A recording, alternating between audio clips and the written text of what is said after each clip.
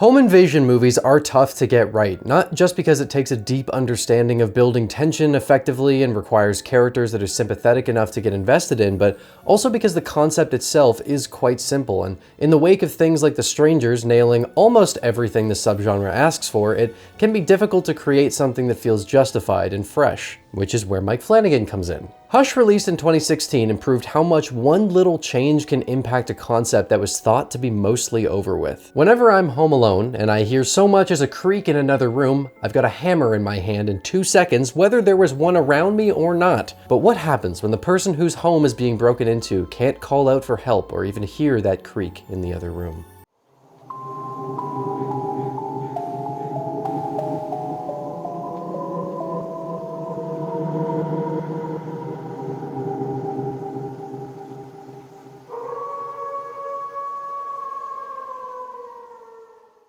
Good evening. My name's Evan and welcome to Rocklin Graves. Mike Flanagan is one of my 2 favorite filmmakers working in the horror genre right now, and I've decided that it's about damn time I take a look at some of his work because there's so much to talk about. The Haunting of Hill House is my all-time favorite horror series and is one of my favorite stories, period. So while I try and figure out how the hell I'm gonna tackle that absurdly detailed behemoth, I figured I could look at some of Flanagan's earlier work, and after revisiting The Strangers a while back, there's been a hush-sized itch tickling my brainstem and asking for sweet, majestic relief courtesy of my fingernails, and I'll be damned if Papa's not gonna provide. Hush was Flanagan's 3rd feature film, with Absentia and Oculus predating it, as well as a short film and 3 student films before that, so at this point he was starting to really come into his own as a filmmaker. He co-wrote Hush with his wife and frequent collaborator Kate Siegel, who also played the lead role of Maddie, an author who's deaf and mute. The couple wrote the movie using the layout of their own home, which proved to be an issue when filming because they were unable to find a house that had a similar layout to theirs, which meant that many sequences needed to be rewritten to accommodate the location they had. Because Maddie is unable to hear or speak, Flanagan briefly considered making Hush a completely silent movie, but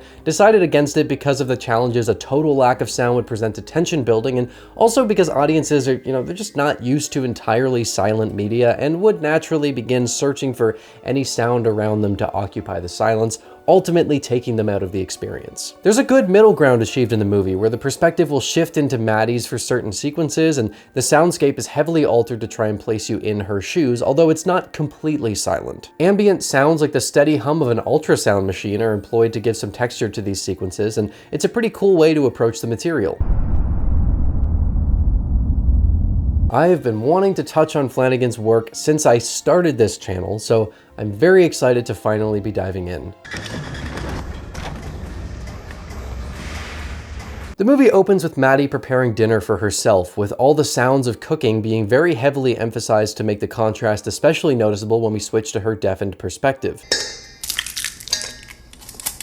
There isn't too much time spent on setting things up before the home invasion begins, with the killer showing up only 12 minutes into the movie, but there's a lot of important material here. While a lot of what makes Maddie a great character is unveiled or established by watching how she deals with the attack, there's some important work in these few minutes to set the stage effectively. We learn that Maddie is deaf and mute as a result of bacterial meningitis, an extremely dangerous infection that can be lethal and often leaves survivors with lifelong ailments if they do make it through. Fun fact, I almost didn't exist because of bacterial meningitis. My dad had it in the 90s, and if he hadn't survived, then I wouldn't be here today. So needless to say, it didn't take me very long to get invested in Maddie's character. She's a survivor already, and pretty soon she's gonna have to do it again. Maddie's a published author, and she's moved out to this home in the woods to try and complete her 2nd novel, which she's been struggling with, but also because of a relationship that didn't pan out back in the city. This is a movie less driven by intricate character work and more by making you care about Maddie through watching her perseverance in the face of something really nasty. So there isn't a ton of backstory with her, and all the peripheral characters aren't much more than that. Peripheral. A far cry from a lot of Flanagan's work since, because he tends to be heavily character focused, and a fair bit of the dialogue early on here can feel pretty unnatural, and you can tell that it's just trying to establish some necessary details as quickly as possible so we can get to the meat of the film. Home invasion movies don't need to be complex, and I'd argue they work best when they're grounded and simple, placing the focus on effective character setup and then letting loose with the attack. There are a lot of little things that are shown here that will come back around later, specifically when Sarah places her phone in her back pocket is heavily emphasized since that's important later on, and also the corkscrew sitting on the table that will come back around right at the end of the movie. Another cool detail is the book that Maddie wrote. She lends a copy of it to her neighbor Sarah to get her opinion on it, and it's called Midnight Mass, the same name as Flanagan's personal favorite project he's made that came out 5 years after Hush. The book also shows up in Gerald's game, and it's cool that when Maddie and Sarah are talking about the book, two character names are mentioned, those being Riley and Aaron, the two main characters in the series. Midnight Mass was a very personal passion project for Flanagan that he's wanted to make for a long time, and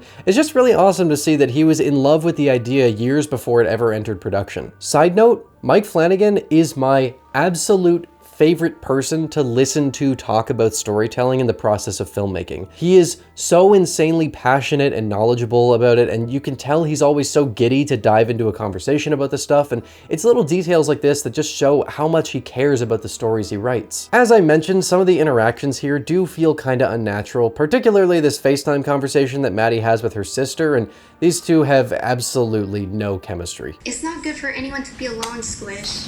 Isolating yourself the way that you do.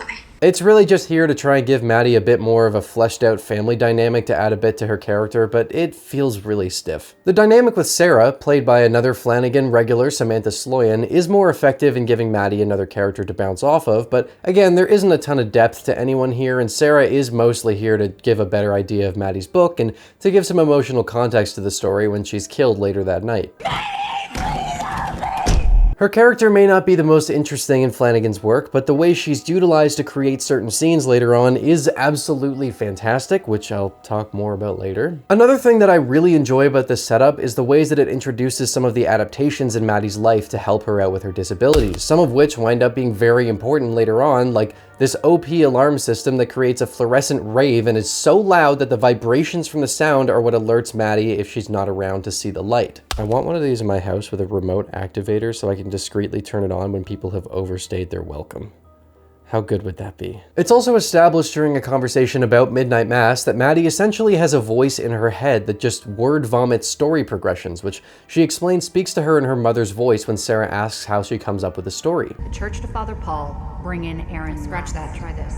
The rage bubbled up. When her characters are sitting at a given point, her mind starts firing off all the different ways in which things can move forward, going over the different results of certain paths and where each decision will lead them, which is another thing that she uses to her advantage later on to try and figure out ways to fight back against this attacker. Lots of cool details in those first 12 minutes, but as I said, it doesn't take long before things get dangerous, and we're introduced to the movie's killer in brutal fashion when he kills Sarah on the porch by stabbing her over and over again as she tries fruitlessly to get Maddie's attention through the glass door. If this was a Scream movie, she would be fine.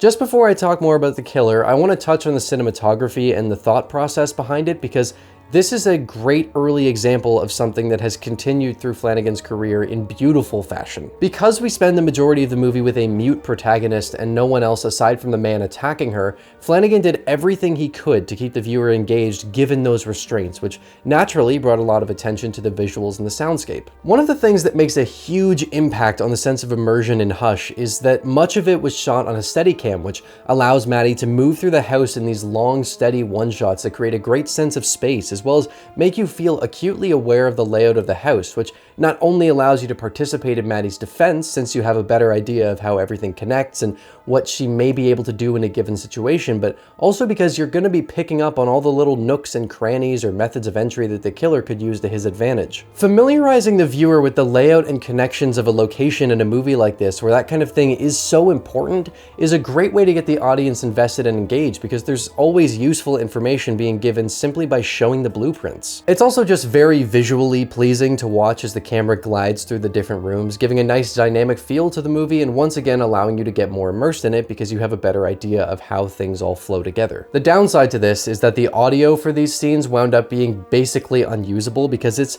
far harder to get good sound when the source is moving and the environment is changing, so the audio had to be redone in post-production to replace what was recorded on set, which Flanagan said sounded like a herd of elephants. I love all the thought that Flanagan put into making this movie engaging within the restraints of having a mute protagonist, and I'd say it all paid off ultimately, thanks to the visual style and the huge attention paid to the sound design. Sarah's death is a really gnarly introduction to the killer played by John Gallagher Jr., and it also introduces us to a bit of his toolkit since we also see Sarah get hit with a crossbow bolt. Having this take place just feet away from Maddie and in plain view if she just looked a bit to the side is such a chilling way to emphasize just how vulnerable she is, and with the kill being this vicious, it's one hell of an impactful way to start things off. We're aware that this guy is stalking around and incredibly dangerous a while before Maddie is, and watching how creepily playful he is with her before he even realizes that she can't hear makes him even worse, because it's pretty clear from his behavior that this is very much so a game to him, and he's having fun with it. He enters the house and spends a moment just trying to get her attention in the most unsettling way possible, unsheathing his knife and then tapping it against his chest while Maddie writes something pretty in line with what happens every time I try and write a screenplay. This guy's motivations are left entirely up in the air, but it seems like it's not much more than a really messed up dude playing a sick game. Gallagher's performance as this killer is absolutely stellar, and he definitely subverts expectations by taking off the mask pretty early on in the movie when Maddie says he can leave and she won't report it, and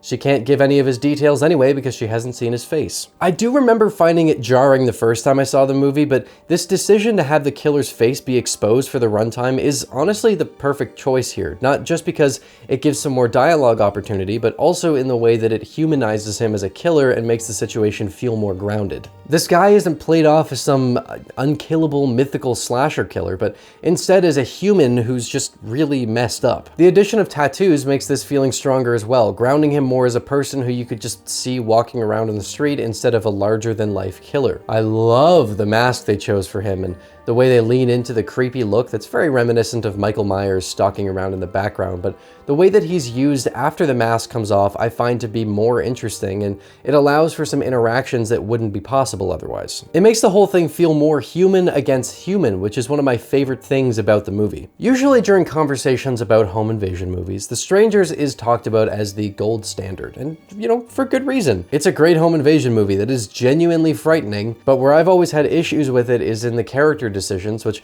feel so unbelievable, and that takes me out of the experience every time. One of the things that makes Hush work so well is this energetic back and forth between the killer and Maddie that works because they both are showing a lot of competence and thought with basically every decision they make. For a while, the killer absolutely has the upper hand because he's there before Maddie knows he is, and he's had a bit of time to case the place out, and he's also come prepared for the attack while she's left entirely vulnerable. You can see him staying one step ahead of her, taking her phone early on so she can't call anyone from it, and shutting off the power to the house so her laptop doesn't have any internet, or slashing her tires so she can't sneak out and drive away. This guy isn't just scary because he has a knife. He's also good at what he's doing and is paying close attention to the little details so he can stay on top the whole time. He's got it all down to his science, and no matter what Maddie tries to do, it seems like he's already thought of that. There's a really unsettling joy that he takes in tormenting Maddie, making it clear that he isn't just in this to kill people, he relishes the chase and causing pain to people. He taunts Maddie with the dead body of her friend. He makes it clear to her that he can come inside whenever he wants to, but is just toying with her.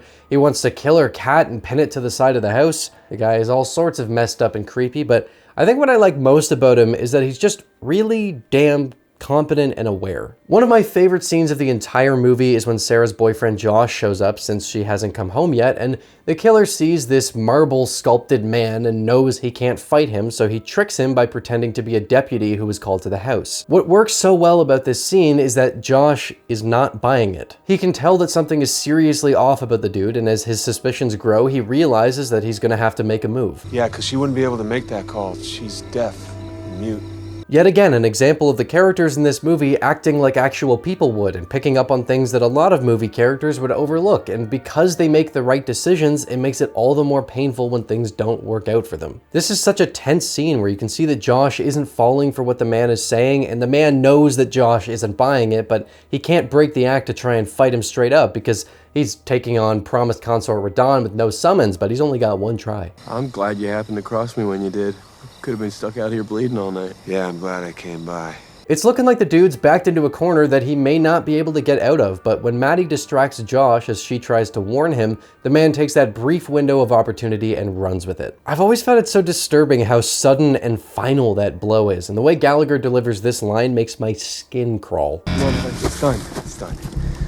It's done. What makes this scene work so well is that everyone is making decisions and thinking in ways that actually seem realistic for people in this situation. And because you don't have to go through the irritation of any contrived logic for the means to an end, the engagement in the scene isn't broken up, which then makes it feel way more tension-filled as we watch Josh realize what's going on and we start rooting for him and realize that he absolutely has the upper hand in this situation, which the attacker is also very aware of. It's this moment of hope that's ripped away in a split second of distraction, and it's so disturbing and bleak and well realized. This is easily one of the best scenes of the entire movie, and Josh continues to fight to his dying breath when he tricks the man and tries choking him out, but he just doesn't have enough in him. It's this kind of thing that I think makes Hush such a great home invasion movie, because it's an emotional and really tense scene that feels very grounded. However, while I love this scene, and I think the attacker is a really great horror villain, the thing that brings this movie to a whole other level is watching Maddie deal with this attack, becoming this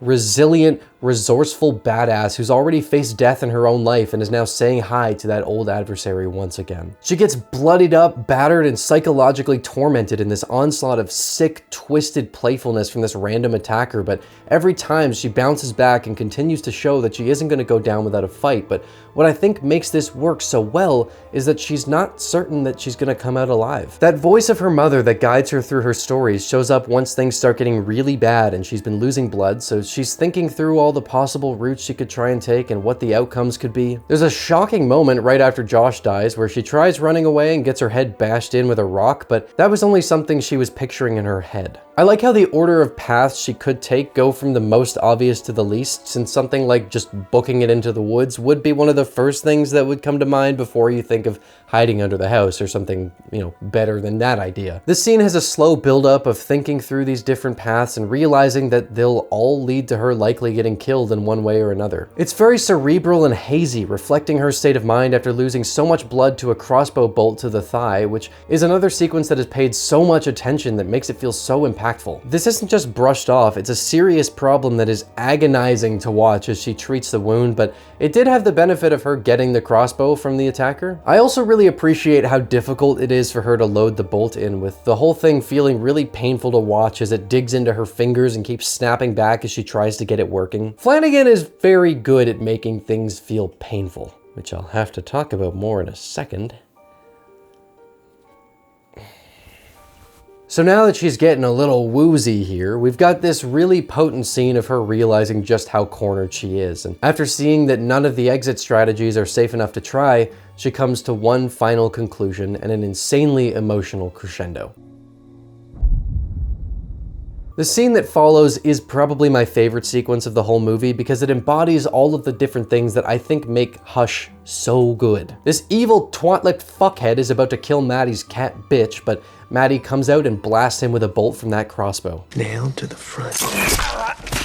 Beautiful. But what's not so beautiful is the next thing that happens, which is Maddie getting her hand absolutely eviscerated by this dude stomping on it when she reaches out the door and tries to grab another bolt that she dropped, and he slams it shut and just goes to town. If by some alignment of the stars I ever get the chance to meet Mike Flanagan, I'm not sure I could bring myself to shake his hand because this guy has no respect for hands at all, and I have a feeling I'd be walking away with the sockets all moved around if I'm lucky. Hand destruction is part of what he does, and this is absolutely one of the gnarliest things I've seen. I hate it, and I love it so much. The sequence that I was referring to being the perfect culmination of all of this, though, is what follows that, where the man lets Maddie shut the door to continue his game, and after a moment of rightfully suffering and sheer agony on the floor, she stands tall, looks him straight dead in the eye, and uses her own blood to write on the glass, taunting him in her final stand. As he begins smashing the glass, Maddie takes that moment to write his description in the document on her computer,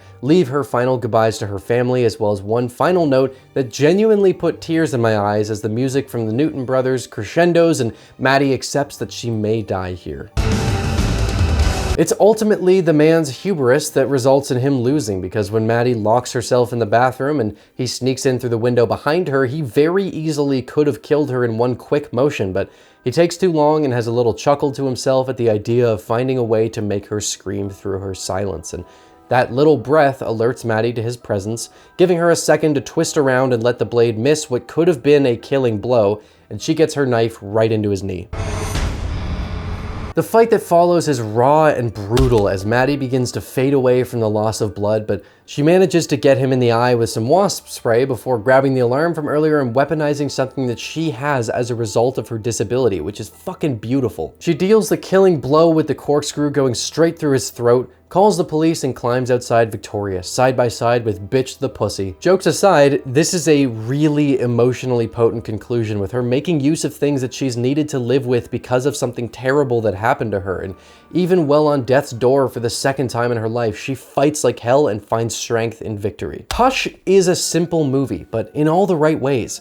It's just a laser-focused home invasion battle with this attacker who bit off more than he can chew this time, and while he's definitely done this before, as you can tell by his confidence as well as the hash marks on his crossbow, this time he found himself faced with someone who wasn't gonna go down so easily. All of the emotional relevance in Maddie's character is established through the little we know about her backstory and in how hard she fights, even as she continues to get hurt, and with everyone acting in ways that don't require you to suspend your disbelief, the immersion remains strong, also thanks to the fantastic camera work and sound design. Maddie is a phenomenal protagonist who's facing off against an insanely sick, disturbing killer, and the satisfaction that comes with him getting set back over and over again before getting killed is wonderful. It's a super cathartic movie. Kate Siegel is absolutely electric, owning every single moment of this story and making you care so much about her character. I'm really glad to finally be covering some of Flanagan's work, and this felt like a good place to start. Considering that this movie is quite a bit shorter than your average film, with credits rolling at only an hour and 18 minutes,